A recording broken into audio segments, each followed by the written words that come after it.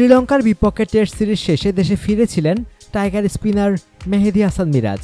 এক সপ্তাহ আগেই ঘোষণা করা হয়েছিল বাংলাদেশের ওয়ানডে স্কোয়াড, সেখানে ছিলেন না তিনি। তবে হঠাৎই ওডিআই স্কোয়াডে ডাক পড়ে তার। খেলেছেন লঙ্কানদের বিপক্ষে অভিষেক ওয়ানডেও। আর তারকা এই অলরাউন্ডারকে দলে নিতে বিসিবির সভাপতি নাজমুল হাসান পাপন নিজেই ভূমিকা রেখেছেন। পাপন জানান, মিরাজকে স্কোয়াডে নিতে প্রধান নির্বাচক মিনহাজুল আবেদিন নান্নুকে জানিয়েছিলেন।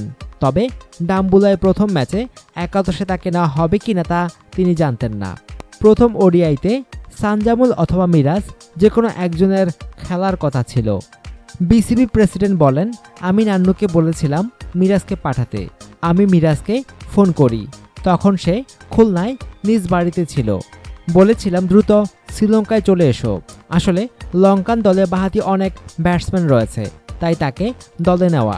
মিরাজ টেস্টে ভালো করেছে, আর এই ওডিআই সিরিজটিও আমাদের জন্য খুবই গুরুত্বপূর্ণ। তবে মিরাজ না সানজামুল কে খেলবে ম্যাচে তা আমি জানতাম না। মাঠে এসেই তা নিশ্চিত হয়।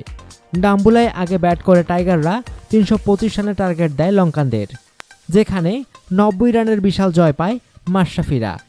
ম্যাচে পূর্ণ 10 ওভার বল করে মিরাজ 43 রানের বিনিময়ে গুরুত্বপূর্ণ 2টি উইকেট তুলে নেন।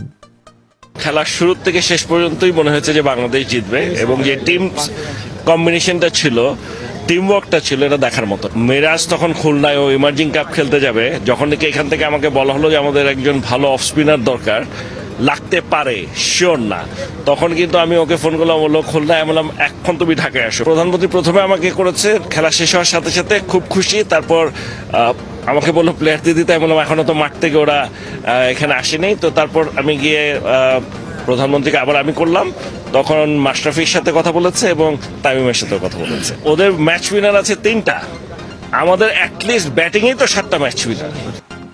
অনুগ্রহপূর্বক সংবাদটি শেয়ার করুন এবং খেলাধুলার সর্বশেষ খবর জানতে স্পোর্টস লাইট সাবস্ক্রাইব করে রাখুন। ধন্যবাদ।